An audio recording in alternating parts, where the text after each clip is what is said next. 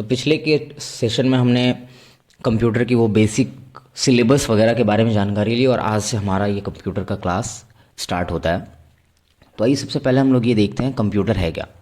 जो लगभग लोगों के ज़बान पे हमेशा ये सवाल आता है, व्हाट इज़ कंप्यूटर, कंप्यूटर क्या है। तो हम देखते हैं कंप्यूटर को हिंदी में कहते हैं संगणक। संगणक का मतलब होता है गणना करना, गिनती करना, दैट मीन्स काउंटिंग। यानी हम ये भी कह सकते हैं कंप्यूटर एक काउंटिंग मशीन है। अब इसका डेफिनेशन कैसा होगा, तो computer is an electronic machine which is use to store data and share information. अक्सर अभी तक लोगों से जब सवाल किया जाता था कंप्यूटर क्या है, तो अक्सर बच्चों के ज़ुबान पे ये आंसर आता था कंप्यूटर एक इलेक्ट्रॉनिक मशीन है।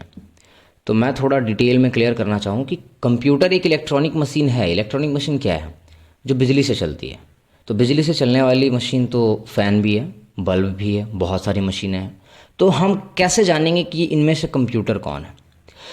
तो कंप्यूटर का काम क्या है अगर हम ये बता दें तो हमें पता चलता है कि कंप्यूटर क्या है। तो इसलिए मैंने इसको डिफ़ाइन किया है, computer is an electronic machine which is use to store data and share information. जो डाटा स्टोर करता है और इन्फॉर्मेशन शेयर करने का काम करता है। तो अब आपके मन में ये सवाल आएगा कि सर ये तो आज के डेट में फ़ोन में भी होता है, फ़ोन में भी डाटा स्टोर होता है, फ़ोन से भी इन्फॉर्मेशन शेयर होता है। तो मैं आपको एक क्लियर कर देना चाहूँ कि जिस टाइम कंप्यूटर बना था और उस टाइम जो कंप्यूटर का यूज़ हो रहा था वो यही था, डाटा स्टोर करने का और इन्फॉर्मेशन शेयर करने का। इस वजह से उस टाइम इसकी डेफिनेशन यही हो गई, which is use to store data and share information. ये बेसिक लैंग्वेज में ये इसका डेफिनेशन दिया गया है। अगर थोड़ा इम्प्रूवमेंट के साथ देखा जाए तो इसका डेफिनेशन कुछ इस प्रकार से भी होगा, computer is an electronic device which processes the data inputted by the user and provides the information as a result. Computer एक इलेक्ट्रॉनिक मशीन है जो डाटा प्रोसेस करता है यूज़र के द्वारा और इन्फॉर्मेशन रिजल्ट के रूप में हमें देती है। तो दोनों का कहीं ना कहीं सेम ही सिमिलर है आंसर देखा जाए तो आपको जो भी ठीक लगे आप वो याद रख सकते हैं। अब यहाँ पे कुछ तस्वीरें दिखाई गई है कंप्यूटर्स की। कुछ लोगों ने इस कंप्यूटर से स्टार्ट करा हो, कुछ लोगों ने इस कंप्यूटर को देखा हो, कुछ लोगों ने सारे कंप्यूटर्स को देखा हो। तो आखिर ये कंप्यूटर पहले ऐसा था, बाद में ऐसा हुआ, फिर ऐसा हो गया, आखिर ये इसका क्या सिलसिला है? तो जनरेशन के बारे में हम लोग आगे पढ़ेंगे। अभी नेक्स्ट चलते हैं कि कंप्यूटर बना कैसे, किसने बनाया। तो ये भी सवाल हर एक लोगों के ज़बान पे होती है, who is the father of computer. और ये जो जानते हैं वो भी कमेंट करके बताएं कि आखिर वो क्या जानते हैं इसका आंसर। मैं बता दूं, Charles Babbage is the father of computer, जिन्होंने कंप्यूटर को बनाया था। अब कंप्यूटर को बनाने का क्या मतलब है? उन्होंने कौन सा कंप्यूटर बनाया था?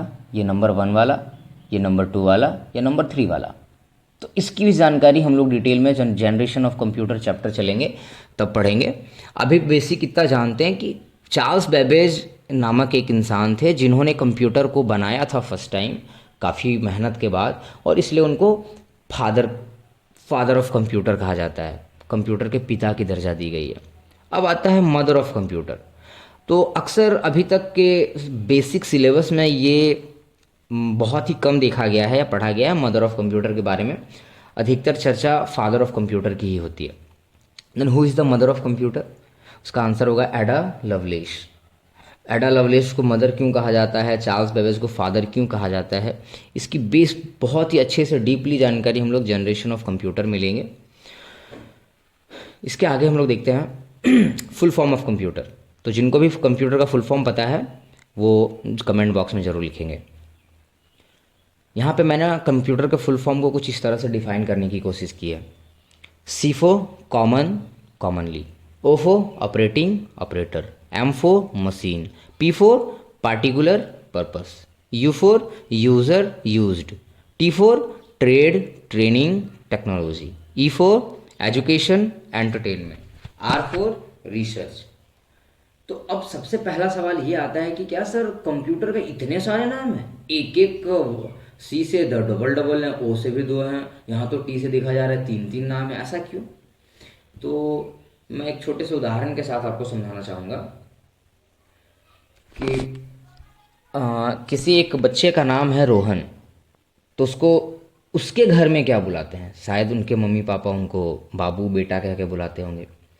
उनके दोस्त उनके लिए कोई निकनेम रख के गए होंगे, रोहन को कुछ भी, छोटू कुछ भी। वो निकनेम सभी बच्चों का होता ही है। स्कूल में उनको रोहन बुलाते होंगे।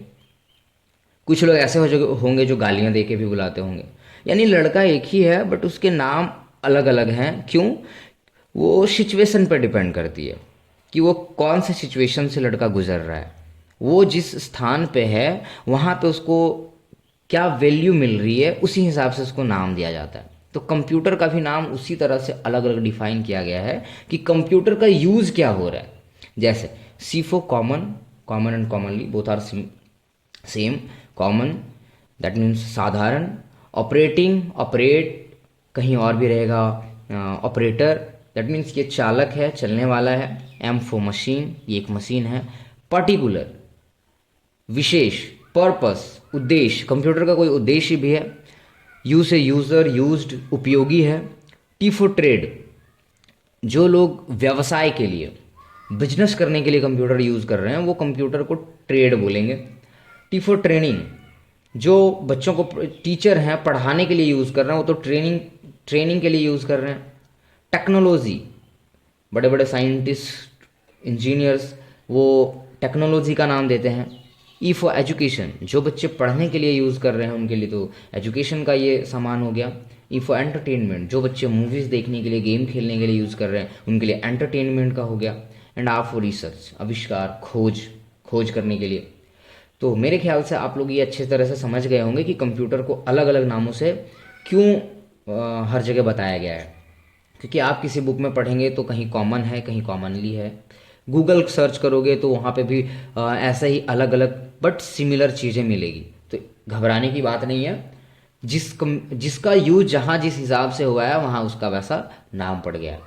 ओके, आगे देखते हैं पार्ट्स ऑफ कंप्यूटर। तो जितने भी लोगों को पता है पार्ट्स ऑफ कंप्यूटर के बारे में वो कमेंट बॉक्स में ज़रूर बताएंगे कि आप कौन कौन से पार्ट्स के बारे में जानते हैं। तो चलिए आइए हम लोग क्लियर करते हैं। ये देखिए स्क्रीन पर कुछ फ़ोटोज़ दिखाई गई हैं जिसमें हमें दिखाया गया है ये UPS, monitor, webcam, CPU, mouse, keyboard, speaker. ये कंप्यूटर के पार्ट्स हैं।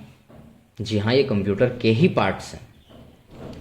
लेकिन मैं थोड़ी सी यहाँ पे चेंजिंग करना चाहता हूँ।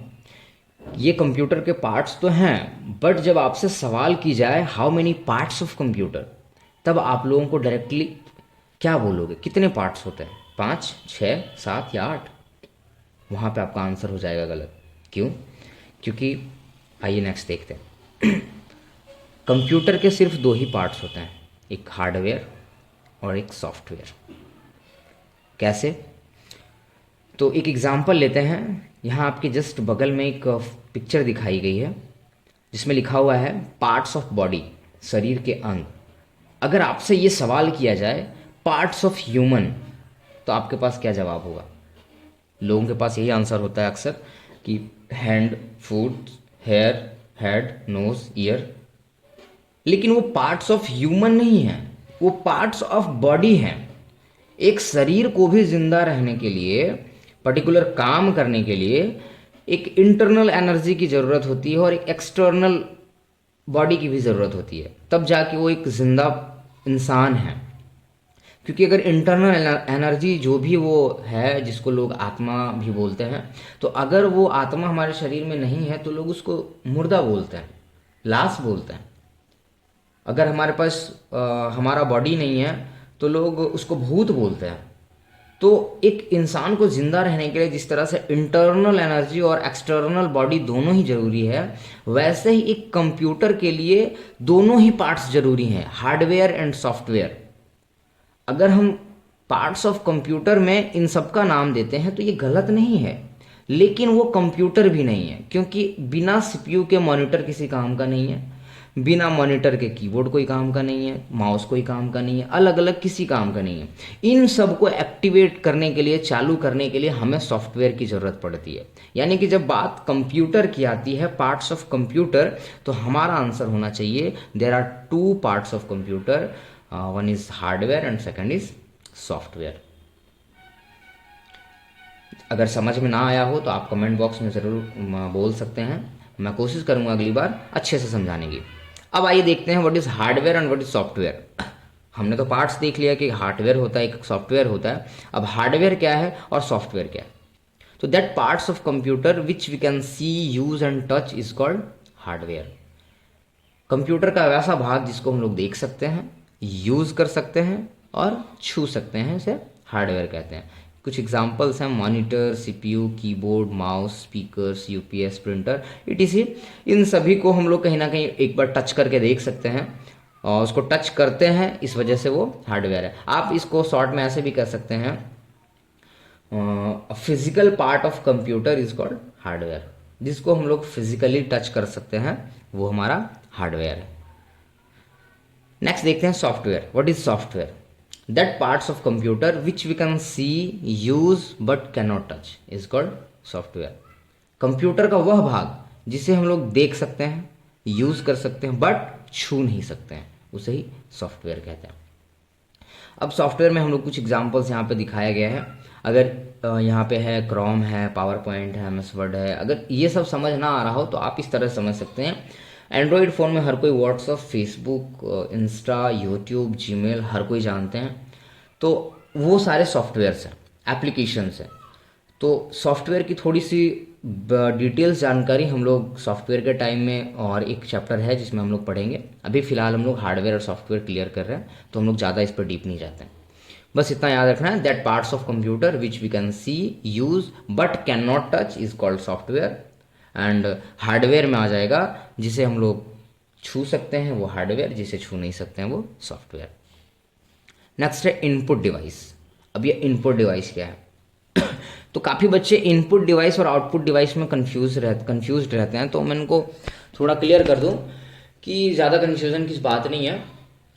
इन मीन्स अंदर एंड आउट मीन्स बाहर। तो हमें सिर्फ इन एंड आउट याद रखना है, हमारा आंसर याद रहेगा। इन मीन्स अंदर, तो हम लोग ऐसे डिफाइन कर सकते हैं, that device which works inside the computer is called input device. यानी कि वैसा डिवाइस जो कंप्यूटर के अंदर काम करता है वही तो है हमारा इनपुट डिवाइस। अगर दूसरे लैंग्वेज में इसको हम थोड़ा देखें तो that device which is use to input the data inside the computer. आप अगर इसको कंपेयर करें तो दोनों ही आंसर सेम है, बस लिखने के तरीके अलग हैं। कि that device which is use to input the data inside the computer, computer के अंदर डाटा को इनपुट करने वाले डिवाइस को ही इनपुट डिवाइस कहते हैं। अब इनपुट डिवाइस के कुछ एग्जांपल्स देखते हैं, कीबोर्ड, माउस, जॉयस्टिक, ट्रैकबॉल। अब सवाल ये आता है कि सर कीबोर्ड और माउस तो बाहर रहता है, ये अंदर कैसे काम करता है? तो जस्ट थिंक अबाउट इट कि कीबोर्ड में हम जब कुछ टाइप करते हैं तो एक्चुअल में टाइप कहाँ हो रहा है, कंप्यूटर के अंदर या बाहर? कंप्यूटर के अंदर हो रहा है ना, that means keyboard is an input device. Mouse जब हम बाहर में यूज करते हैं, मूवमेंट आती है, तो एक्चुअल मूवमेंट कहाँ होती है? कंप्यूटर के अंदर। दैट मीन्स माउस हमारा इनपुट डिवाइस है। जॉयस्टिक, ये गेम खेलने के लिए अधिकतर यूज होता है। तो जो ये इसको आप रिमोट समझ सकते हैं। तो रिमोट हम जो प्रेस करते हैं तो चैनल चेंज होता है, वो एक्चुअल में वर्क कहाँ हो रहा है? टीवी के अंदर। तो वैसे ही जॉयस्टिक रिमोट हमारा हो गया इनपुट डिवाइस। तो वैसे यहाँ स्कैनर है, टच स्क्रीन है, वेब कैम है, माइक्रोफोन है, इन सब ये सारे इनपुट डिवाइस हैं, क्योंकि ये सब बाहर से कुछ भी डाटा लेके अंदर वर्क करते हैं, इसलिए ये हो गया इनपुट डिवाइस। तो मेरे ख्याल से आप लोग इनपुट डिवाइस क्लियर हो गए होंगे। नेक्स्ट पढ़ते हैं आउटपुट डिवाइस। आउट मीन्स बाहर, तो इसको याद रखना है, that device which gives the result outside the computer. वैसा डिवाइस जो रिजल्ट कंप्यूटर के बाहर देता है। अब कंप्यूटर के बाहर देता है क्या मतलब है? तो थोड़ा दूसरे लैंग्वेज में भी देखते हैं, that device which is use to provide information outside the computer is called output device. देखिए यहाँ पे भी दोनों ही सेम आंसर है। मैंने कुछ आंसर्स डबल डबल इसलिए लिखे हैं क्योंकि काफ़ी बच्चे ऐसे हैं जो गूगल, यूट्यूब, बुक्स, किसी के नोट से पढ़ते हैं। तो एक आंसर जो है बिल्कुल इजी लैंग्वेज में है, एक आंसर जो है थोड़ा सा उससे थोड़ा एडवांस आंसर दिया गया है, बट दोनों ही सेम है। अगर आप इसको समझते हैं तो जैसे ये that device which is use to provide information, जो इन्फॉर्मेशन प्रोवाइड करता है आउटसाइड द कंप्यूटर, कंप्यूटर के बाहर, और मैंने यहाँ पे बताया है जो रिजल्ट देता है कंप्यूटर के बाहर। तो आपको इन दोनों में से जो भी ठीक लगे आप उसको याद कर सकते हैं। तो मेरे ख्याल से आप लोगों को ये input device output device clear हो गया होगा। आउटपुट डिवाइस के कुछ एग्जांपल्स देखते हैं। Monitor, printer, speaker, headphones and ETC। अब ये कैसे आउटपुट डिवाइस है, ये रिजल्ट कैसे बाहर देते हैं। तो मॉनिटर क्या करता है हम जो कुछ भी टाइप कर रहे हैं, हम जो कुछ भी माउस से मूवमेंट कर रहे हैं, जो काम कर रहे हैं, वो हमें बाहर की ओर दिखाता है, इसलिए वो मॉनिटर हो गया आउटपुट डिवाइस। प्रिंटर क्या करता है, जो कुछ भी हम उसमें प्रोसेस करते हैं उसका रिजल्ट कहाँ देता है, प्रिंटर प्रिंट करके बाहर लाता है, यानी कि printer output device. Speaker, sound जो होता है वो साउंड हमें बाहर की ओर देता है, रिजल्ट बाहर दे रहा है, तो स्पीकर भी हो गया आउटपुट डिवाइस। वैसे ये सारे के सारे डिवाइसेस आउटपुट डिवाइस है।